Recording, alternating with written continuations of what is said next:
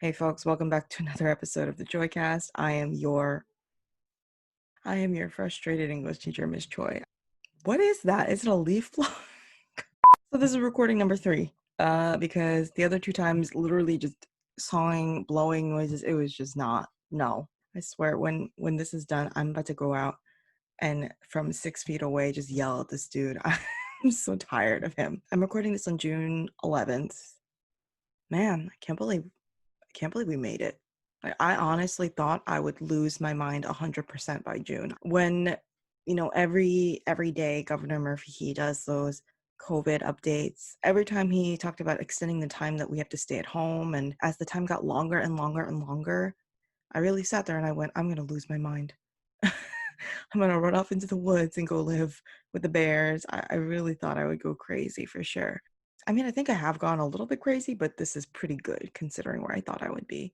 With that in mind, I feel like you should take a moment today and go, dang, I didn't completely lose it.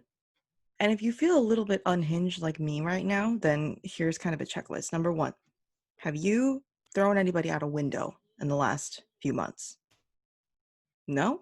Okay, keep going. Have you set fire to anything on purpose in the last few months? No? Okay. Have you No, that's it. Those 2 things. So as long as your answer to those 2 things is no, I think you did pretty darn good. "Oh, miss, I fought with my siblings, I fought with my family." You're stuck in your apartment or your house with them all day. All you see is their faces. All you hear is their voices. You can't get away from them. It's obvious you're gonna fight. The first few months of this like stay at home, I fought with every single member of my family at least 2 or 3 times because we were just on each other's nerves all the time. And especially for me, I really like my privacy, my private space, and I like to work in quiet. And my dad, because the store was closed, he would just always barge in and be like, "What are you doing?" and like laugh at what I was doing. And I'd be like doing serious work and he'd be like, I'm like, "Get out!" Like I was so tired of him. And so hold on, let me show you guys. I literally had to make like a sign that says, "I'm in a meeting," or, "I'm recording, please be quiet." Like I had to put it up on my door and I had to be like, "No, don't, when my door is closed, do not come in. Don't talk to me. Leave me alone." Everything was disrupted. We had a routine and we had these kind of rules and it was just broken and we had to really rebuild. And that comes with fighting. You fight. And if you don't fight with your family, or at least disagree with them and secretly want to hit them sometimes, then like, wow, teach me your ways. But for me, it's how I always like act. Like you want to kill them sometimes, and I think that's totally okay. It's totally normal. Oh, I fought with my friends. You're stressed out right now, and you're worried, and they're worried. You're gonna fight sometimes. It's okay. Oh well, I feel kind of distant from some people.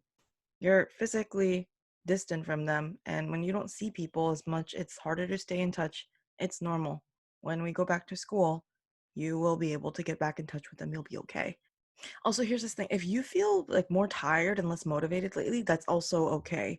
I hope nobody in your life is telling you right now that you're just being lazy. I think some of you are lazy and I still love you for it. But this whole thing that we've gone through for the last few months, and also the state of what's happening in our country and the world right now, on top of that, it's emotional exhaustion.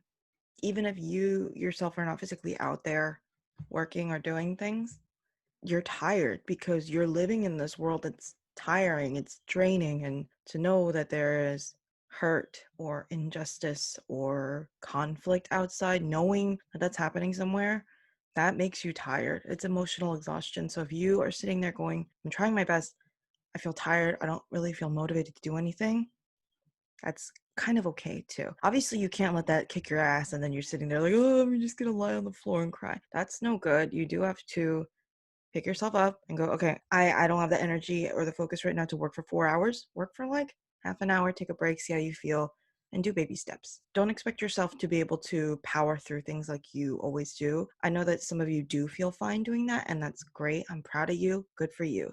But if you're one of those people that doesn't feel like that, you just feel tired, it's also okay. I think some people are going to go, "Well, you're at home, you have more time to sleep and you're more comfortable, you shouldn't feel that way." Okay, Gladys, that's your experience.